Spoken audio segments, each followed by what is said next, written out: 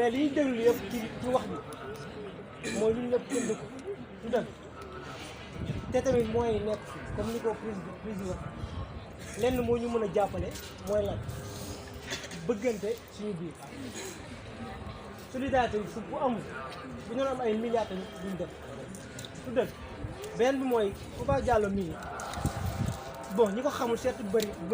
am na ñu ko xamul ñu bëri mais ñun xam nañ parce que alaaj bi joxe na exemple sax ni maamam mais man sama yaay amee na bëñ ci ay ordonnance yu cher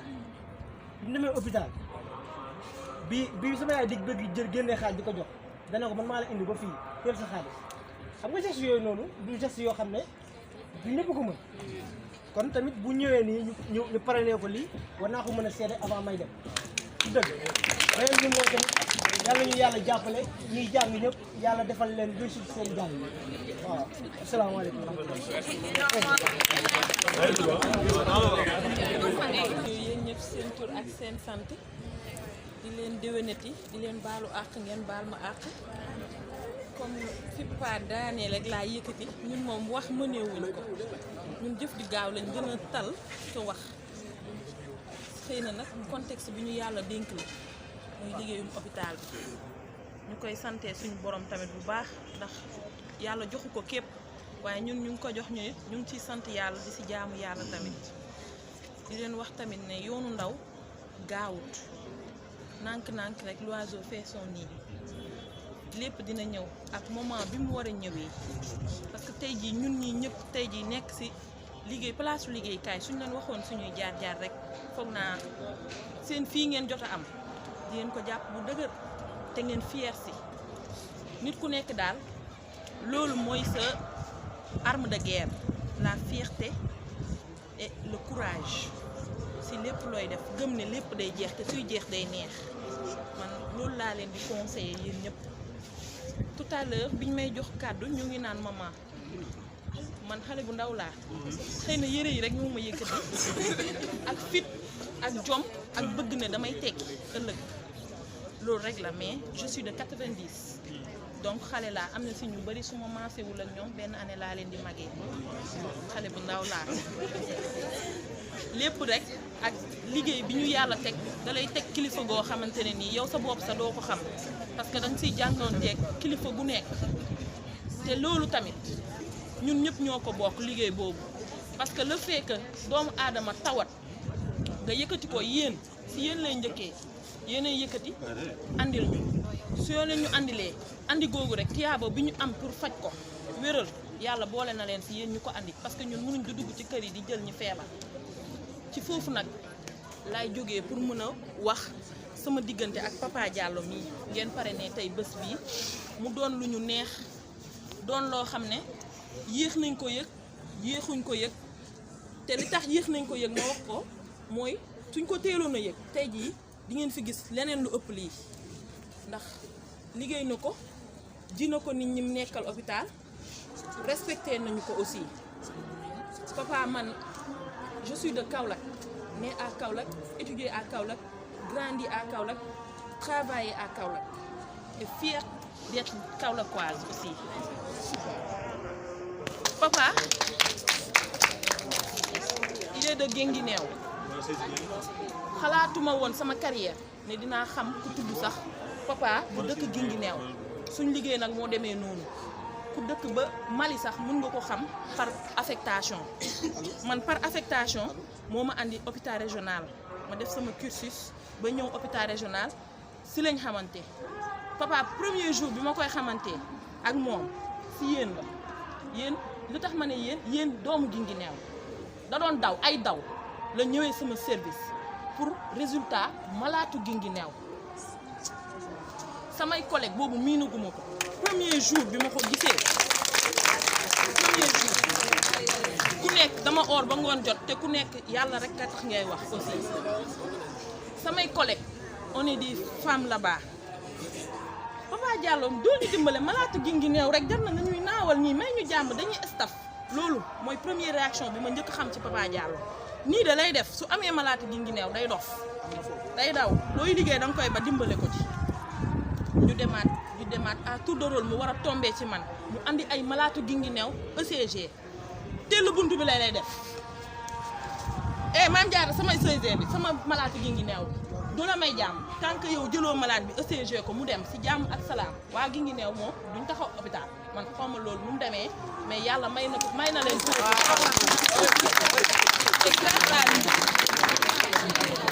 c'est grâce à lui man bañ naa ko feuille yi su may bind sax li may njëkk a xool su ma gisee Guinguinéo la dama naan la xanaa Papa Diallo la fi andi nga ne ma waaw moo fi andi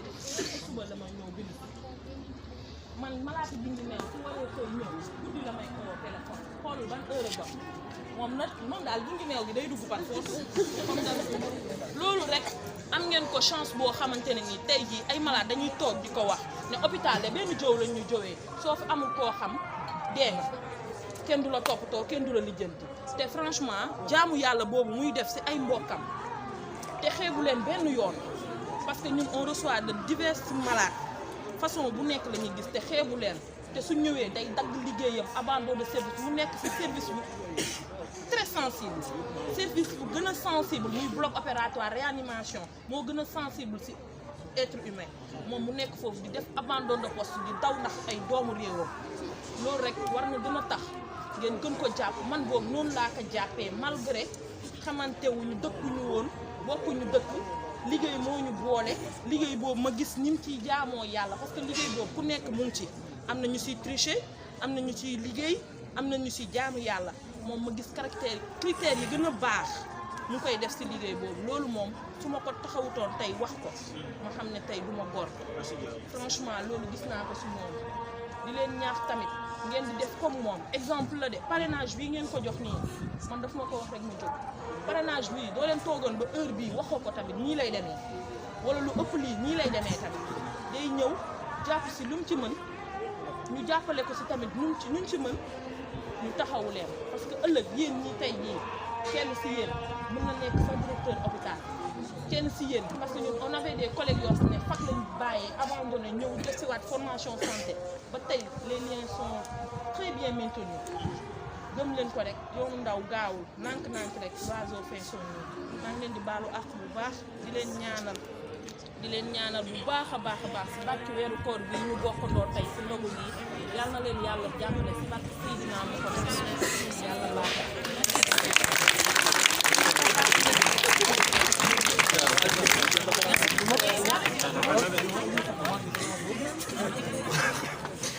voilà commencé kàddu yi di nuyu ñëpp di profiter aussi ci occasion bi ci weeru koor bi di baalu ñëpp ak tey baal ñëpp ak di ñaan yàlla nañ ko yàgg di tey ay at yu bari ñu ànd ak tal du ma gudd nag comme dañu war a dellu sur Guinguinéo te suñ jëm dafa sori xam naa du ma guddal parce que ñi ma précédé pratiquement wax nañ lépp donc samay parole dama koy njëkk adressé ci parrain bi donc pratiquement série bi yëpp benn la donc man dama naan mooy ambassadeur u Guinguinéo ak hôpitalu Kaolack je crois que ñëpp wax nañ ko même wax bi la mais man dama naan deful lu dul delloo société bi lu ko société bi lebal dama def benn constat ci àdduna souvent nit day réussir mais réussitam da koy glorifier wu parce que moom dafa xarañ wala il est dévoué mais wala dafa yàgg a dox ci persévérance mais moi je dis non nous tous notre réussite nous le devons à la société parce que société bi moo ñu accepté société bi moo ñu permettre ñu exprimer société bi ñu permettre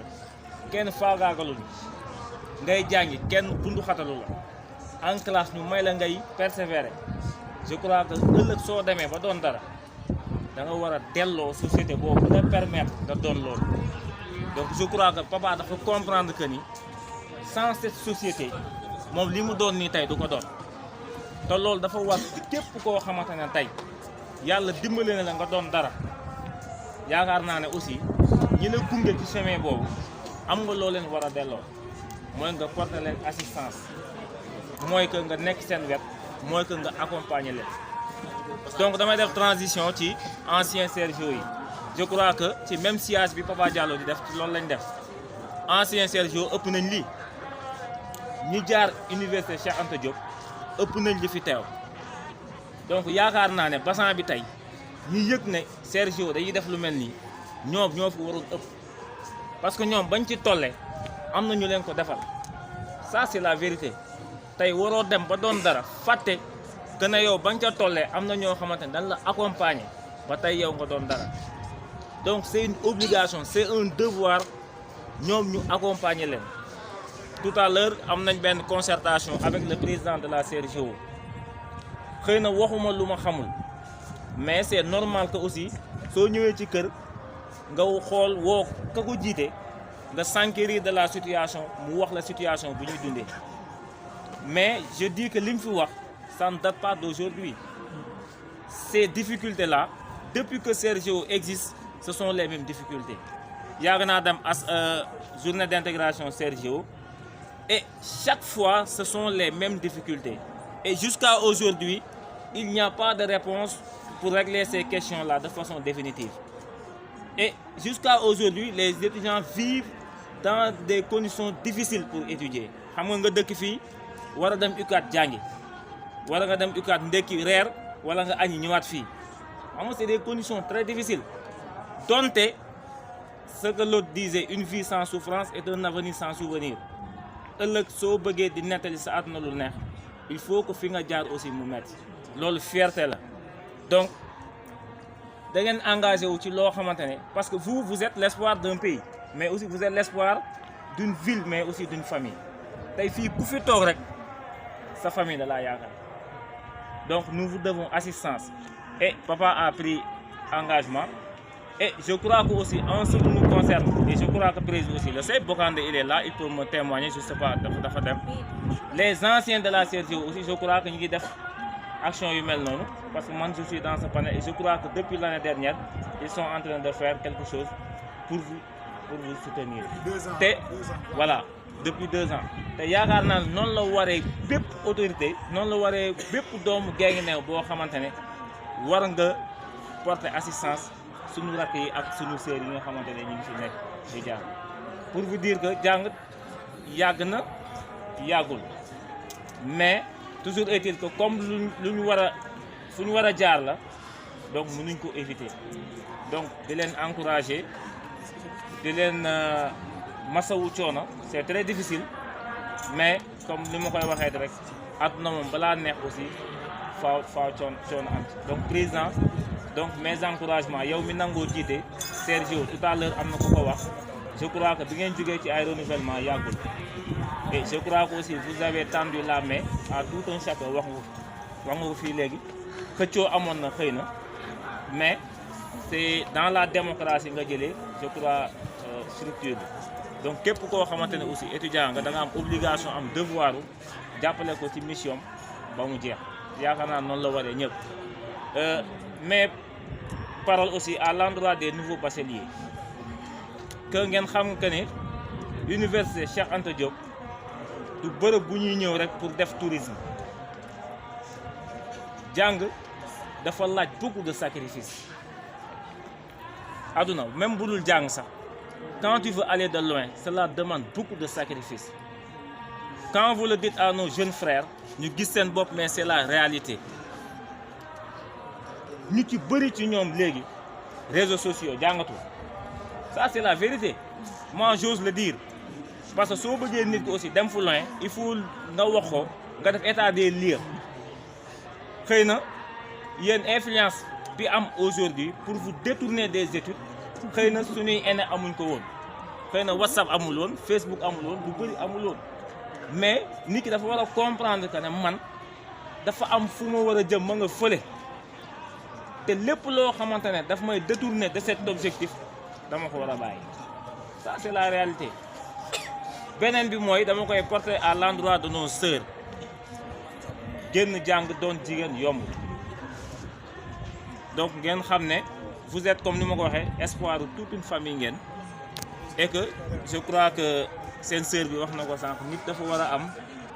mën naa ne dara desul fa donc yaakaar naa ne dignité bu ñuy wër ci doomu aadama ci jigéen lañ ko gën a soxla je crois bien donc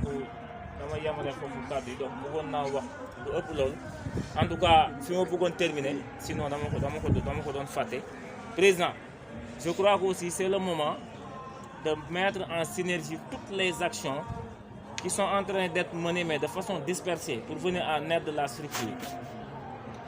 parce que yaakaar naa ku ne yaa ngi def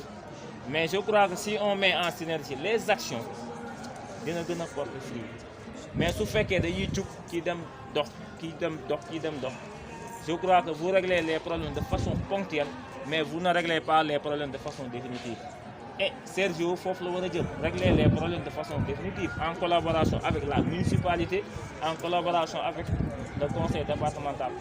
ngeen xool naka intégrer ci aussi tous les anciens yaakaar naa géej gi ne sax anciens yu ci bëri ñu ngi fi Dakar ñu ngi fi donc c'est le moment aussi que vous alliez vers eux ngeen toog ak ñoom donc wax leen loo xam ñoom xam nañ ko déjà su ngeen leen wax loo xam xamuñ ko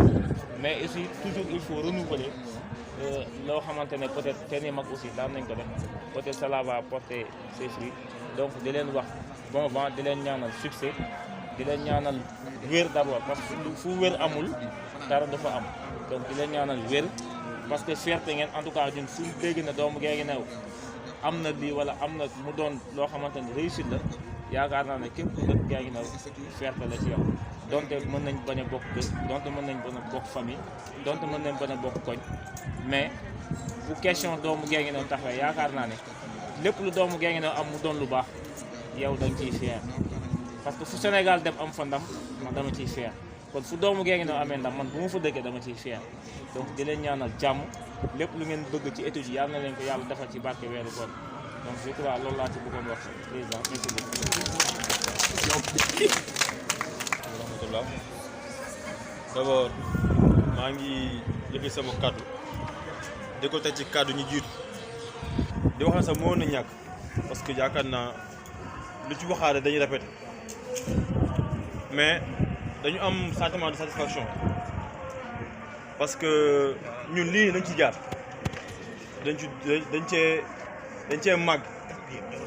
parce que man dama am chance def fi 4 ans te yaakaar naa 4 ans yëpp dama ko nekk dans le bureau sa premier année laa dugg bureau Sergio ba ñëw fi génne waate en 2013 bon bi ma ñëwee aussi bi ma ñëw paa ji jël see penc bi bon ay souvenir ñëwaat parce que man fa logé woon mooy en face penc bi ñu fa leen logé woon bon ñuy dox comme ni ñuy doxee di dem di reer université di fa añi di fi ndékki donc ma xam kon jaar-jaar wu ni mu méttiwee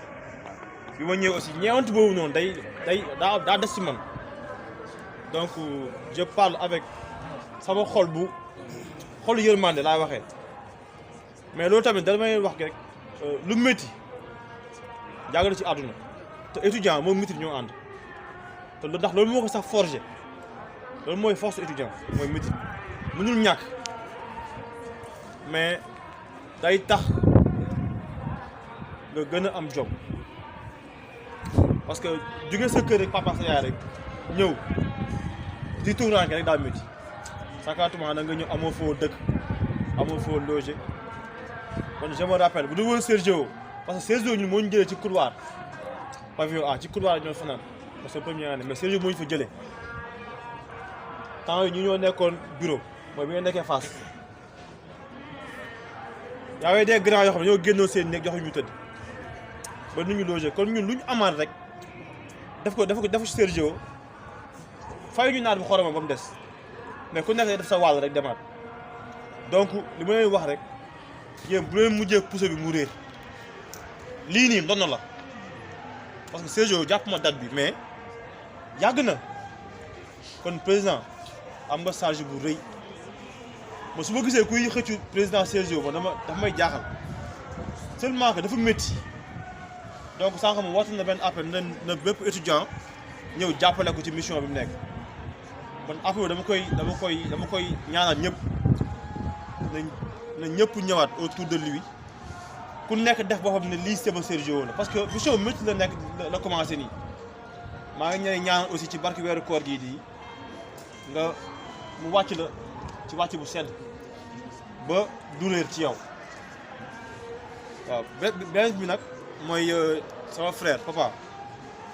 bon du ma waxaas li ñuy wax yëpp parce que man ak moom depuis bas âge ñooy ànd li nga waxal yëpp bu ñu doon wax fii ba fii mën na jël discours bi yëpp waaw kon yaakaar naa li mu def lu ko war la parce que doomu dëkk ba la war ñun ñëpp nag tamit waaw mais aussi li ma ci gën a kontaan mooy sama jëmm ju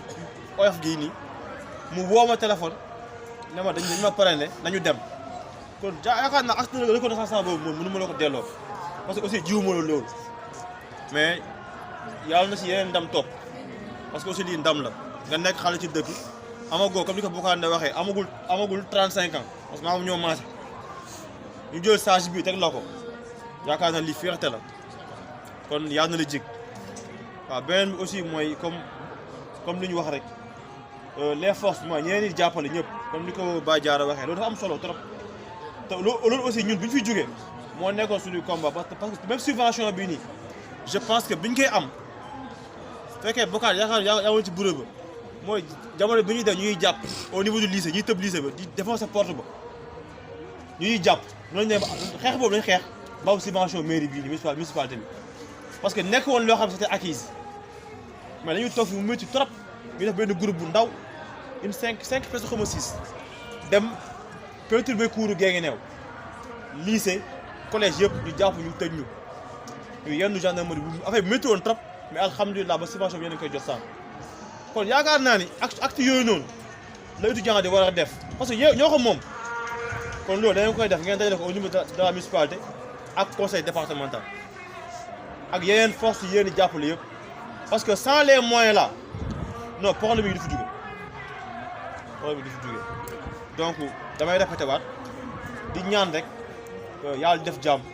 yàlla def xéewal aussi yàlla sàmm leen maa ngi koy ñaanal bu baax yàlla na leen yàlla sàmm yàlla na leen yàlla defal lu kawe seen jot si étude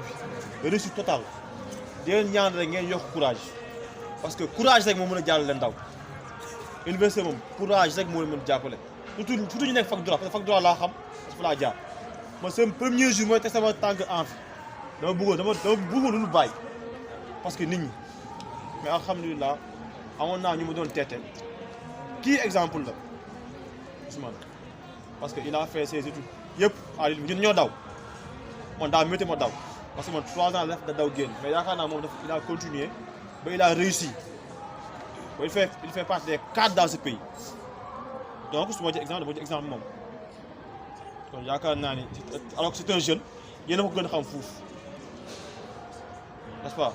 kon bon fa laa di daaneel sama kàddu di leen wax ne alhamdulilah rabbil alamin comme ni ko gars yi waxee rek la première chose mooy parrain soit parrain dafa important ci nit fii Sénégal la plupart dañuy jël parrain ci koo xam ne am na tur wala am na alal mais ci ngeen porté parrainage bi tey jii nii c'est quelqu'un koo xamante ne nii ay valeurs morales yu bëri dafa nekk ci moom ñu bëri ngeen ngi ne amul fenn fooy taxaw côté social nga wax Papa Diallo te xamu ko donc loolu c'est très important te loolu tamit da nga war a nekk référence yéen ñi nga xam ne yéen nekk fii ñu nekk fii nii yëpp nga am yenn valeurs yoo xam ne da nga koy incarner te tamit nga war a jëriñ sa société côté parrain bi loolu la ñu am lu ci wax côté études yi surtout yaa ngi ne woon metti na fii tamit nekkin bi fii metti na mais benn affaire dafa amoon te yaakaar naa yéen ci yoon bi yaa ngi new ak lu condition d'études yi metti woon amutoon benn département booy dem te affiché wuñu résultat yi les 5 premiers doo fa gis doomu gaa ngi new loolu moom ça a été toujours comme ça te yaakaar naa war ngeen ci bàyyi xel bu baax a baax excellence boobu amoon fi démb barki démb ak tey yéen war ngeen ci dox te yaakaar naa yéen a ciy dox beneen affaire tamit amul fenn fooy dem ci administration muy côté ci kaw administration ay management bi wala organisme internationaux yi te amul doomu Guinguinéo les postes là c'est pour tout le monde il suffit d'y croire ngeen liggéey bu baax ngeen jàng bu baax et les postes sont là ay branlon am na gaa mais am na yoo xamante ne nii am na fooy teg sa tànk gëm sa bopp tu atteindras le sommet incha allah maa leen sant leen gërëm. ku nekk sa tur ak sa sant leen siyaar bu baax tey aussi di leen baalu àq ci weeru koor wi nii en fait dañu ànd ak suñu grand Papa Diallo ñu parrainé ko ñi nga xamante ni moom ngeen ko jox muy grand bu sérieux nag damay njëkk a wax ci moom ba pare en fait man dañ ma parrainé dama bëggoon ñu ànd parce que booy yi ñun ñëpp ñuy booy leen man sax du ma seen booy man ak yéen ñoo maase parce que ñu bari fii nii ñoo bokkoon classe en fait les conditions ne sont pas réunies vraiment mais li ma leer ba leer ma mooy li mu leen dig nii bu demee moom dina ci def ay kéemtulaay kàttanam ba nga xamante ni lépp li ngeen xamante ni tamit njortu ngeen ko ci yàlla def mu mat dañoo mënewul wax nag mais kontaan neen dëgg wax dëgg yàlla kontaan neen gis neen accueil bi ngeen accueil aussi te gis neen tamit yéen a ngi góorgóorlu c'est ça àdduna moom dafa metti fépp la méttee mais tamit aussi courage gëm sa bopp te xam ne tamit aussi yéen ndaw ëllëg yi te yéen tamit aussi yéen a war a nekk référence Guinguinéo ici à Dakar parce que tamit Guinguinéo moom comme niñ ko waxee rek comme sama grand bi li mu wax léegi rek structure yoo dem société boo dem boo fa fekkul doomu Guinguinéo da nga fa fekk doom boo xamante ni c'est autour de Guinguinéo man leen di ñaanal ci yàlla aussi di leen wax ngeen continuer ci lancé bii nii te aussi xam ne jàng yombul parce que ñun ñi ñëpp xam naa ne ku ci nekk jaar nga si jàng nekk loo xamante ni dafa metti da ngay am sa soxla doo ko mun faj nga war ko nga à de 23 ans 24 ans nga war a am say soxla nii doo ko mën a faj parce que études yi moom moo lay permettre nga mën ko bañ ko mën a faj kon ça veut dire que ni aussi mais tamit muñ rek parce que boo xoolee ñi ko muñ ñëpp aussi dañuy nekk tey sama grand yi nii jaar neen fi gis ngeen wax neen leen parole yi ñu leen wax jaar neen fi métti woon na ci ñoom subvention yi ñoom ñoo ko créé woon et tout ba tey jii ngeen di jot subvention yooyu noonu kon ça veut dire que ni yéen aussi mën ngeen a def mën ngeen a doubler subvention boobu noonu ba nga xamante ni seen rakk yi ñëw tamit aussi ñoom it ñu nekk ci même lancé rek ba di leen wax ne fa laa yamale sumay kaddu di leen ñaanal aussi di leen gën a ñaanal aussi parce que aussi lii yombul lii man bi ma ñëwee fii nii gars yu bari fii nii sumay xarit leen ñii xam naa leen sama xol dafa sedd trop wallahi parce que ay doomi Guinguinéo rek laa fi gis ñoo xamante ñun ñoo bokk ñoo foowandoo ñoo kiyandoo tey yéen a ngi ñëw fii nii ngeen boole woo doon benn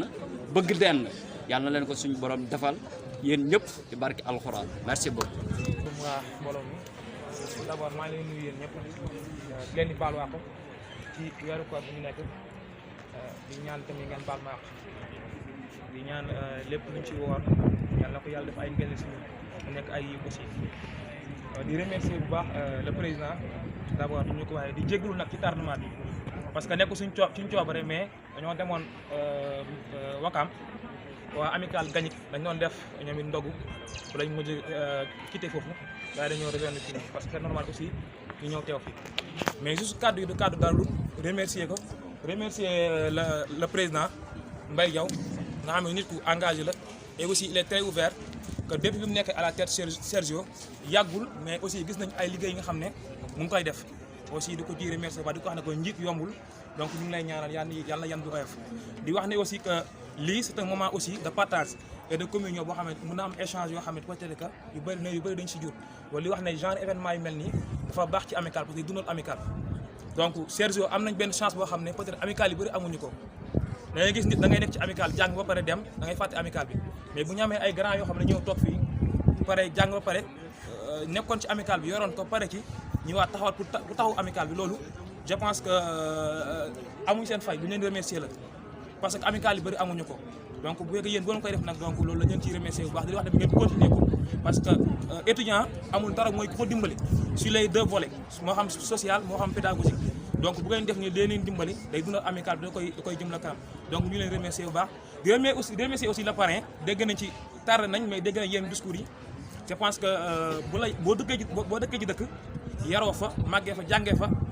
war nga mën a wax ne bu dëkk bi jëriñ la ci bëri war nga mën a taxaw ne man aussi la laa war a jëriñ dëkk bi donc boo comprendre message boobu tournewaat di jëriñ dëkk bi à travers les étudiants à travers les actions sociales donc loolu lu ñuy remercier bu baax di lay ñaanal donc loolu moo nekkoon kàddu yi maa ngi ànd ak bon Ahmed Diouf nekk commune Guélo et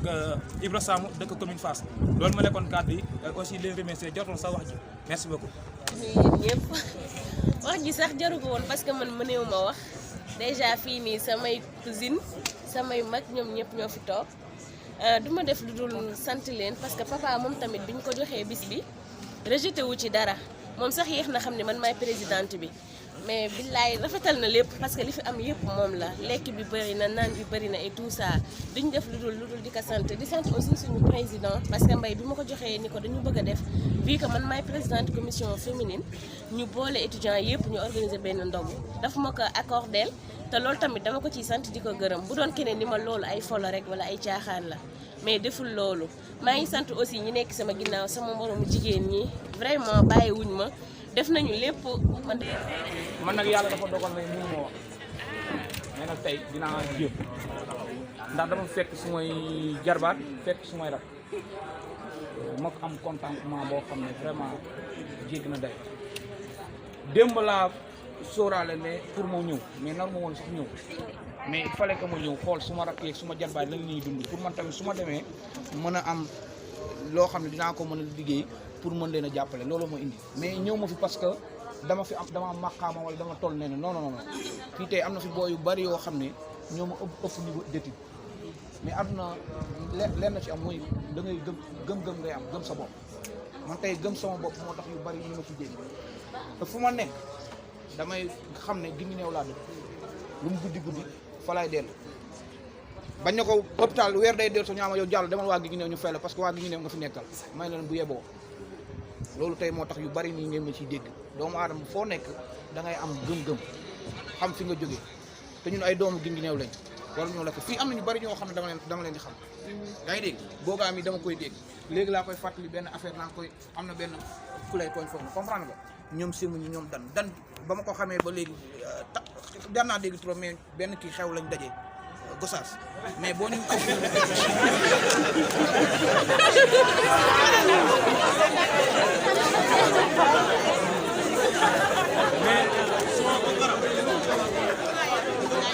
suñu jigéen yi soo ñu déglu suñuy vocal da nga yaakaar dama ko xam ay at yu bare boo déglu suñu vocal kon moom tamit ku baax la yaa ngi dégg en tout cas daal man kontaan naa taxaw ma fi parce que dama fi taxaw parce que comme li ma la waxoon rek benn nit bu am wala non dama fi taxaw parce que dama fi am ay rak am fi ay gerbaat te li ma fi dégg yëpp du ma fi joxe nag benn promesse après ëllëg comme yeneen gars yi nii def non damay dem toog ko ba mu ñor ma woo président bi yekkal ko xam ne leer na ma li dama ko teg ci table mais du ma leen promettre dara fii weer dee li ma woo du ma jot wala may envoyé vocal du ma ko jot non dégg naa li ngeen fi wax te soxla naa ëllëg ngeen am lu ëpp fii nii quand même au moins nekkoon naa fi xam naa lan mooy Dakar xam naa dund nekkoon naa fii Géejawaay nekk li ma am laay di jàng chaque jour passe bi day métti suma benn frère bu su ma newala ma woo ko ne ko temps yi de passe bi dafa kii mu ne ma kaay ba ma ñëw mu jàpp ci loxo pour man dafa may xaalis mu yoon ma benn couloir bu ndaw mu ne ma ruq bi man bi may jàng nii laa daan jaar nii lañ lay def génn ci li ma pour man dafa may jox xaalis bari boo xam ne damay su ma xëy damay paas mu war ma benn rakk su bu ndaw ne ma gis nga fii boo ko bëttee def nii rek da ngay génn ci man demoon naa fi xam naa fii dund bi nan la demee yaa ngi dégg moo tax daal vraiment kontaan naa di remercier suma jigéen bii cardio la nekk démb laa ko démb laa ñëw di toog taxaw benn résultat toog ci wetam ne ko nañ dem ànd ak moom ba ci yàgg ma ne ko yow de suba damaa war a dem sax Dakar est-ce que doo ma gunge mu ne ma ak ci lay neex moom tamit nii laa ko xamee hôpital nii mu nekk nit ku baax ñoom jaara jaa ngi nii ak ñoom nag ñoom ñi xam naa yaakaar naa am na boo yu bari yoo xam ne kenn ñu présenté ñoom fii lañ nekk Medina fii dama ne nañ dem ngeen xool seen rakk ya fa nekk ak seen jarbaat bi parce que ëllëg mañ leen soxla fii comme que yéen a ngi fii loolu tax ma indi leen fii Baye Jaara ñoom Cheikh fii Alpha Bari Aziz moom chauffeur la au moins ëllëg kenn xamul ma ngeen ko soxla wala man ma soxla ko tey fekk yéen a ko soxla indi ma fi koo xam ne dafa am daraja pour ñëw fi pour di leen defal yéen non dafa indi ñoo xam ne ëllëg mën nga leen soxla loolu la am na fi samay jarbaat yoo xam ne nii seen kër moo daan dem waxtaan ba yenn heure yi du ma ñibbi dafa tax ma ragaloon guddi dama daan fanaan samay jarbaat yi bilaay dama daan toog foofu ba yenn heure yi ma xool mu ay 22 heures rek ma dugg xool benn néeg bi ma tëdd fa ba suba ma dem ñibbi daana ma dox guddi waaw comprendre na kon ñëw ma fi pour benn kii dama fi ñëw rek parce que samay rakk fi nekk samay jarwaat comprendre nga dama mënul wax nag mais tey il fallait que ma jéem waaw mais yàlla na leen yàlla defal jàmm def leen ngeen nekk ay mag yu am ñam incha allah rabbi su ma delloog jàmm lii ma fi dégg lépp naa rendre compte après ëllëg naa mën a woo seen président bi xamal ko ne comme lii kat jël nañ ko saa lii lañ mën parce que waxtaan moom wax dëgg da cee daal di